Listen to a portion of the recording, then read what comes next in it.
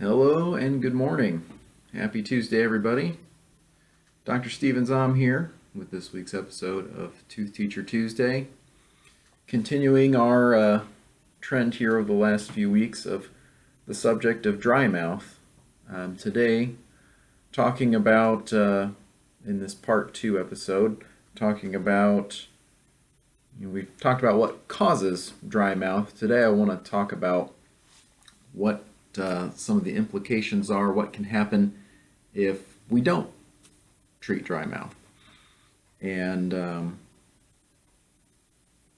lot of it boils down to the same take-home message, but we'll get there in a second. Probably the first most noticeable thing that anyone who has dry mouth will tell you is that, the one big thing, the big side effect they notice with dry mouth is how much their tongue, their cheeks, just the inside of their mouth kind of has that inflamed, burning feeling. That's obviously not comfortable, and that's just like anything. You think your skin dries out, it's kind of itchy and uncomfortable. It's the same thing with your mouth.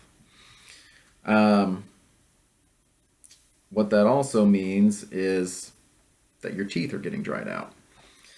And believe it or not, your saliva is one of the best friends of your teeth for a number of reasons. Saliva helps lubricate your teeth as well as the rest of your mouth. Teeth that are dried out are going to be prone to being more brittle. So that's one major problem with having dry mouth.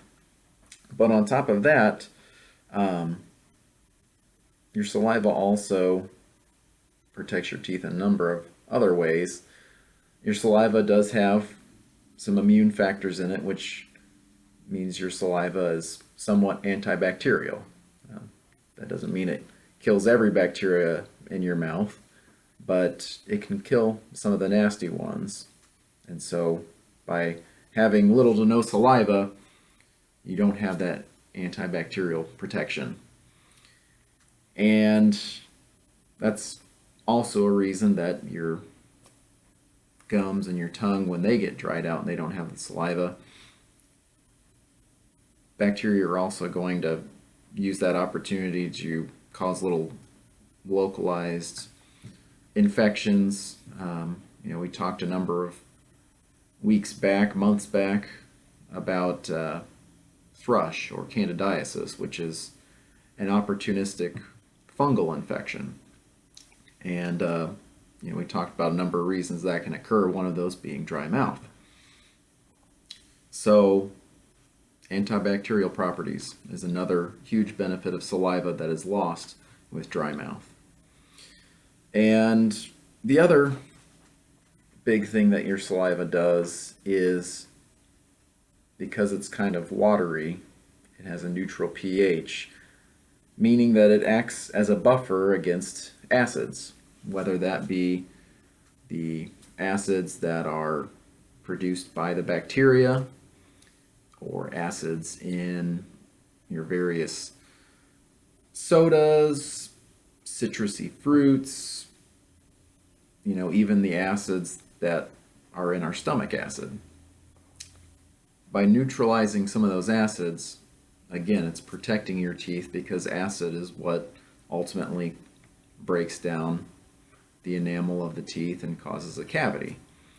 So losing that neutralized pH effect from the saliva is again going to put the teeth in jeopardy. So all around, the take-home message is lack of saliva is going to put you at risk for either more cavities or more broken teeth, because things are just going to be dried out and brittle and unprotected from all the nasty bugs that like to live in our mouths. So, long story short, we need our saliva to protect our teeth. And so that will lead us into our final episode talking about dry mouth, coming up in a few weeks, talking about, okay, We know what causes dry mouth. We know what the problem is if we don't treat it. So what are the treatments for dry mouth? And that's what we'll talk about in a few weeks. But until then, I want to thank you for the privilege of your time. Going to sign off for today. Hope everyone has a great week, and we will see you on next week's Tooth Teacher Tuesday.